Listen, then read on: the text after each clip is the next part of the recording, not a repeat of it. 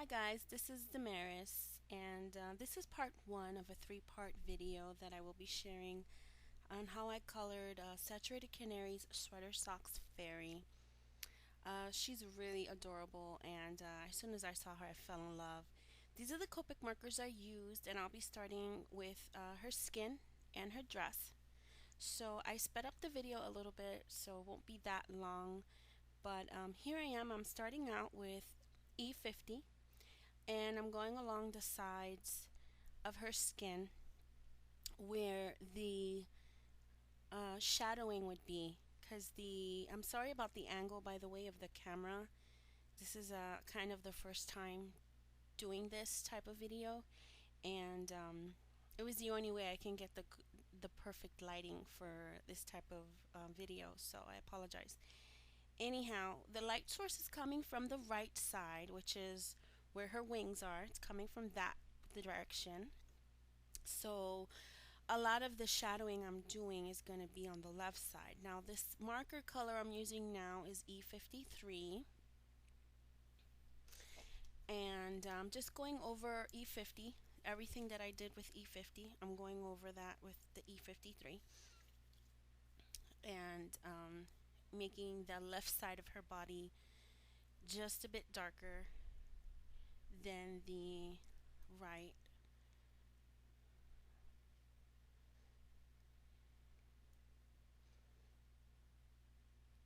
I tried to share the caps. I tried to put it on the table as I colored, but the camera didn't pick it up. So I apologize about that. That's why I'm letting you know the colors. Here I have E33.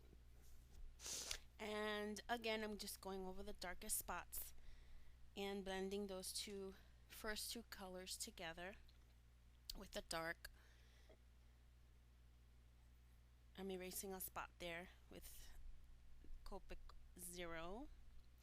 There you go. Now you see the cap for the marker.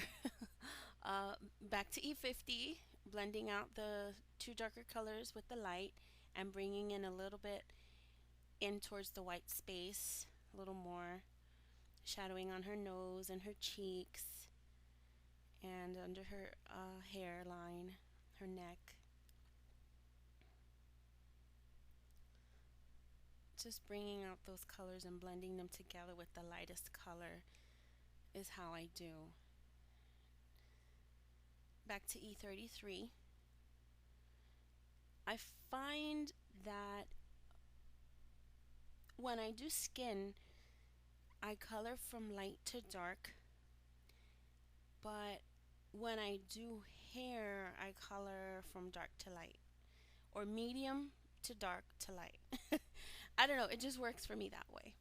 So here I go, I'm blending out again. I think this is E53 now. I'm bringing that dark shadow in a little bit more towards the white area of her body parts and in towards on her face. I'm going in with E53, coloring all that white in, making sure there's no white.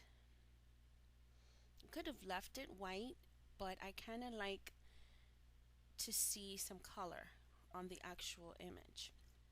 E04 is the darkest marker that I go to when I'm coloring skin, and that's just for the heaviest dark shadow for me is E04. E04. I'm bringing in the cheeks with RV00 just under the eyes, defining that nose again because I keep losing it. So now I'm using E53 for the nose. And I think I'm gonna get started now on the eyes. Right, so for the eyes I used BG000 is the light color, and then BG09 is the dark. And I like having the darker color on the top of the eye and the lighter color on the bottom of the eye. It just looks more realistic that way to me. So everyone does their own way. That's just the way I like to color the eyes. So now I'm going underneath the eye with a little bit of pink, and I'm using R81 to start off her makeup. I'm adding some really dramatic makeup to her eyes because her eyes are so fabulous and they're just gorgeous that you just have to put some sort of really sexy makeup on her. I think this is R85 now, and I'm darkening it up a little on her lash line and just basically putting on makeup like if it were a real person. You could add to her eyes and lashes and eyeshadow. Now, this color is R89. I'm sorry, yes, R89. It's the darkest color of the three that I've been using for her hair, which you'll see later, and for her makeup. Putting more of that cheek. And now on her lips, I used R81 in the middle and then R85 on the on the edges of her lips. Because if you leave a little bit of lightness in the center of the lip, it makes her lips look even more poutier and more luscious. Just like in real life, if you put darker lipstick on the edges of your lips, then your lips will look a little fuller. I don't know if you knew that. There's a little makeup tip. Anyhow, so I'm going now and I'm coloring in her thighs, her legs, and her knees. And it's basically the same concept. Go in first with the light E50 and color over that with E53, E33, making sure I'm blending everything with the E50, leaving no white spaces, and going in with the darkest color again to define where there's shadowing and where the legs meet, kinda.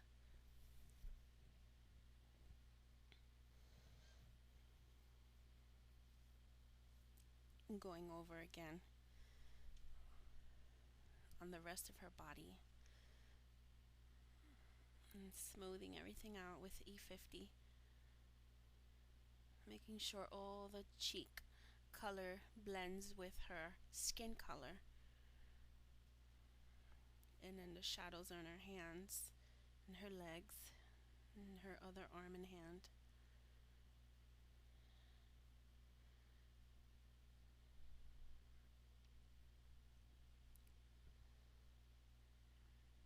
Go back in with that E04 and darken that up a little bit, just in the spots where you know there's absolute no sun hitting her, in the dark corners of her body. So here's just a little view of what she looks like straight because the angle's bad, so I apologize for that again. Now I'm gonna start on the dress, and I chose the BG family. It's my favorite family to work with when it comes to clothing. And so for her dress, I used BG quadruple zero, BG triple zero, BG05, and BG09. And I wrote down quadruple, but I don't remember if I used. No, I didn't use quadruple. I used triple. So here I go. What I'm doing is I'm just following the lines on her dress, the pleats that are already there as a guideline for us to color, and I'm following that with the BG00. Now, at this point, it really doesn't matter if the BG00 gets on any of the white space. That's okay because it's all going to be colored in later on. But I'm just following the lines straight down and trying not to get onto the white because I do want to leave some highlighting. And I'm doing um, from the center down and from the bottom up. I'm coloring. See, I'm starting with that. Now I picked the BG05, kind of outlining the dress and her sleeves and her pleats, outlining it so that the center of the dress stays fairly light. I'm bringing down color from the top and I'm pulling up color from the bottom. And I was having a little trouble coloring from this angle because I normally don't use my glasses to color, and being that the camera was there, I couldn't bring my face up to the end. Like I bring my face right up to the image because I am nearsighted, and for the image I had to use my glasses to color, so it was a little difficult to kind of keep my head away from her, but I had to do it. So some of the lines didn't come out that neat, but you get the idea of how it's being colored. Leave some white space. I go back over with the VG 000 there. Make sure that at the bottom I put a little more heavy darkness. BG0, what's this? 09 I'm using now, and I'm making the center of her dress really dark where there's seems to be like a waist, like a tightness to her waist area, because the dress is flowy, but that area seems to be like there might be a strap that kind of ties her waist firm. So I'm bringing down dark color and I'm bringing up dark color. So I want the center to stay fairly light and the bottom to be dark and the center to be dark. So I'm just going over the lines as before, the same technique, going over the lines with BG09, and kind of being careful, because if your marker is new or if you just added some ink to it, then it might get a little flowy. But so you work at your own pace. This, as I said before, the video is sped. I don't color this fast. So, take your time with it. Be careful with the lines and just take your time. Put on some music and have fun with it. So now I brought in, because I didn't think BG009 was dark enough, so I brought in C6, and it's a gray color, and just by looking at the image you can't tell that there's any gray in it, but I didn't have anything darker for this color family, so I decided to add some gray at the bottom there to make it a little heavy. And that's it. That's the end of the dress. And stay tuned for part 2.